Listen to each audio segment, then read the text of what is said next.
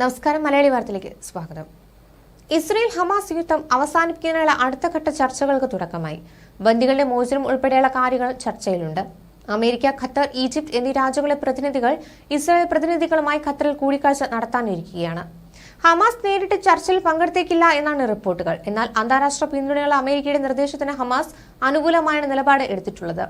പ്രതിനിധികൾ പങ്കെടുക്കാത്ത പശ്ചാത്തലത്തിൽ ഹമാസിന്റെ ദോഹ ആസ്ഥാനമായിട്ടുള്ള സംഘവുമായി മധ്യസ്ഥർ ആശയവിനിമയം നടത്തിയേക്കും. ഗാസ വെടിനിർത്തൽ ചർച്ചയിൽ എല്ലാവരോടും പങ്കെടുക്കാൻ അമേരിക്ക നിർദ്ദേശിച്ചിട്ടുണ്ട്. ഇസ്രയേലും ഹമാസും ധാരണയിലെത്തണമെന്നാണ് അമേരിക്കയുടെ ആവശ്യം. ചർച്ച കൂടുതൽ പുരോഗതി കൈവരിക്കുമെന്ന പ്രതീക്ഷയും വൈറ്റ് ഹൌസ് പങ്കുവച്ചിട്ടുണ്ട്. വെടിനിർത്തൽ ചർച്ചയിൽ ഇസ്രയേൽ അനുകൂല നിലപാട് സ്വീകരിച്ചില്ല എങ്കിൽ ഏതു നിമിഷവും യുദ്ധമുണ്ടാകുന്ന മുന്നറിയിപ്പുകളാണ് പുറത്തുവരുന്നത്. ഇസ്രയേലിൽ കനത്തു നിൽക്കുന്ന യുദ്ധഭീതി കൂടുതൽ ശക്തമാകുന്ന റിപ്പോർട്ടുകളാണ് ലോകമാധ്യമങ്ങൾ പങ്കുവയ്ക്കുന്നത്. ഏതാനും മണിക്കൂറുകൾക്കകം ഇറാൻ തങ്ങളെ ആക്രമിക്കുമെന്ന അറിയിപ്പ് പുറത്തുവിട്ടിരുന്നത് ഇസ്രയേൽ ഭരണകൂടം തന്നെയാണ്. വലിയ തോതിലുള്ള സൈനിക ആക്രമണത്തിനാണ് ഇറാൻ പദ്ധതിയിടുന്നത്. ഇസ്രയേലിനെതിരെ നിലവിലെ സാഹചര്യത്തിൽ കടുത്ത നടപടികൾ വേണ്ട എന്നായിരുന്നു പുതിയ ഇറാൻ പ്രസിഡന്റ് മസൂദ് പെസഷ്കിയാന്റെ നിലപാട്. എന്നാൽ കടുത്ത ശിക്ഷ തന്നെ ഇസ്രയേൽ നൽകണമെന്നായിരുന്നു ഇറാൻ പരമോന്നത നേതാവ് ആയത്തുള്ള ഖൊമേനി ഉത്തരവിട്ടിരുന്നത്. ഇറാനൊപ്പം ഇറാഖ്, ലബനാൻ, യമൻ എന്നീ രാജ്യങ്ങൾ ഇസ്രയേലിനെതിരെ യുദ്ധമുഖത്തുണ്ടാകുമെന്ന് വ്യക്തമായി കഴിഞ്ഞു.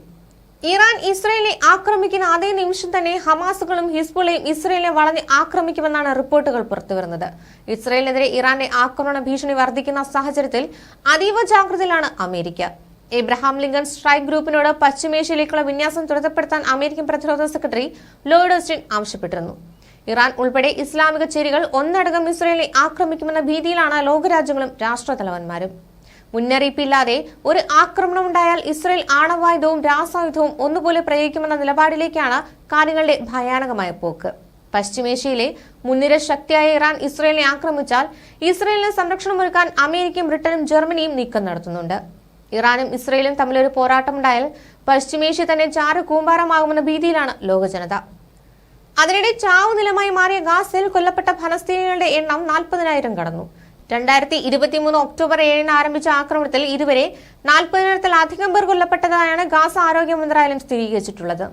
92,401 പേർക്കാണ് പരിക്കേറ്റിട്ടുള്ളത്. മരിച്ചവരിൽ കൂടുതൽ പേരും സാധാരണക്കാരാണെന്നാണ് മന്ത്രാലയം അറിയിക്കുന്നത്.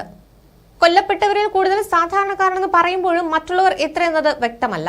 ഗാസ ആരോഗ്യ മന്ത്രാലയം ഉയർത്തിക്കാണിക്കുന്ന കണക്കുകൾ ഇസ്രയേൽ തള്ളി. ഹമാസ് ആണ് ഭരണ സംവിധാനം നിയന്ത്രിക്കുന്നതെന്നും അതിനാൽ കണക്കുകൾ വിശ്വസനീയമല്ല എന്നുമാണ് ഇസ്രയേൽ ഉദ്യോഗസ്ഥരുടെ വാദം. 2009 മുതൽ 2021 വരെയുള്ള നിരവധി സംഘർഷങ്ങളിൽ കൊല്ലപ്പെട്ടവരുടെയും കാണാതായവരുടെയും കണക്കുകൾ ഐക്യരാഷ്ട്രസഭ രേഖപ്പെടുത്തിയിട്ടുണ്ട്. കണക്കുകൾ സംബന്ധിച്ച് കഴിഞ്ഞ കുറച്ചു വർഷങ്ങളായി ആരോഗ്യ മന്ത്രാലയവുമായുള്ള ഏകോപനം താറുമാറായാണ് തുടരുന്നതെന്ന് UN സെക്രട്ടറി ജനറൽ വക്താവ് ഫർഹാൻ ഹഖ് വ്യക്തമാക്കി. എന്നിരുന്നാലും മന്ത്രാലയത്തിന്റെ കണക്കുകൾ കൃത്യത പാലിക്കാറുണ്ടെന്നും ഫർഹാൻ കൂട്ടിച്ചേർത്തു.